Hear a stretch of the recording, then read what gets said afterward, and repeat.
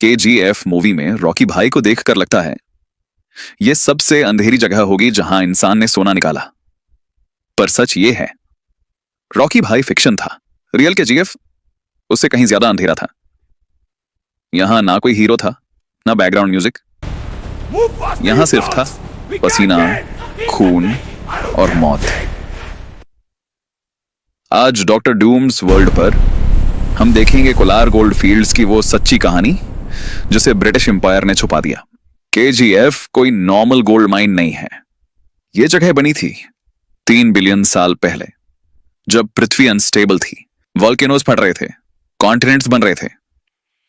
उस समय extreme pressure plus heat plus hydrothermal fluids ने मोल्टन गोल्ड को रॉक फ्रैक्चर्स में फंसा दिया। इसलिए KGF का गोल्ड सरफेस पर नहीं था, वो था धरती के अंदर 3 किलोमीटर नीचे। और यही कारण है कि KGF दुनिया की सबसे गहरी गोल्ड माइंस में से एक बनी।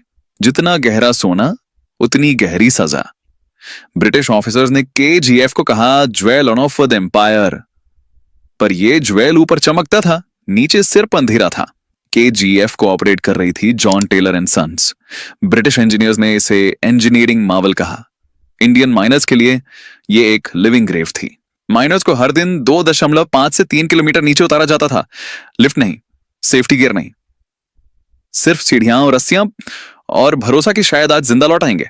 नीचे तापमान 50 से 55 डिग्री सेल्सियस तक पहुंच जाता था। स्वेट एवेपोरेट होने से पहले शरीर छोड़ देता था।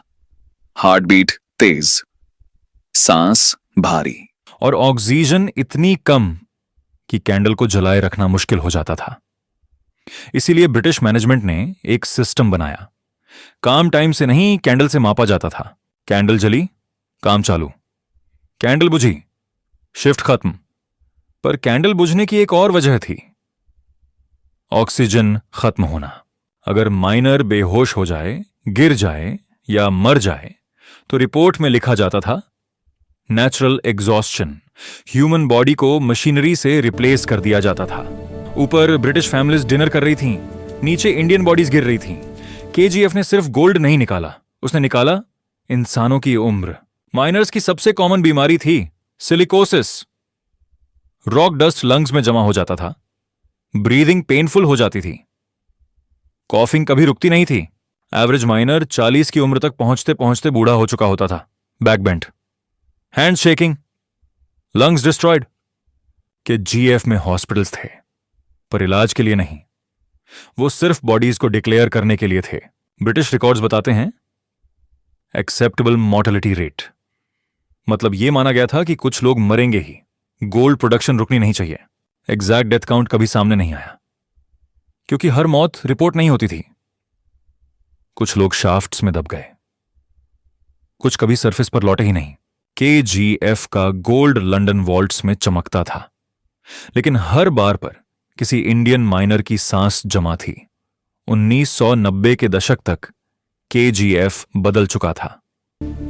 गोल्ड अब भी था, पर उसे निकालने के लिए और भी गहराई में जाना पड़ता।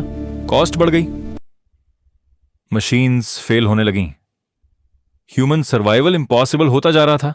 1995 के GF ऑफिशियली बंद। एक झटके में 50,000 से ज्यादा लोग बेरोजगार। पूरा टाउन कोलैप्स हो गया। स्कूल्स बंद, हॉस्पिटल्स खाली, हाउसेस अबैंडन्ड, पर जिंदगी नहीं। लोकल लोग कहते हैं रात को माइंस के पास आवाजें आती हैं। साइंस कहता है विंड प्लस हॉलो टनल्स, पर साइलेंस हमेशा साइंटिफिक नहीं लगती। KGF आज भी मौजूद है, पर अब वो काम की जगह नहीं, यादों की कब्र है।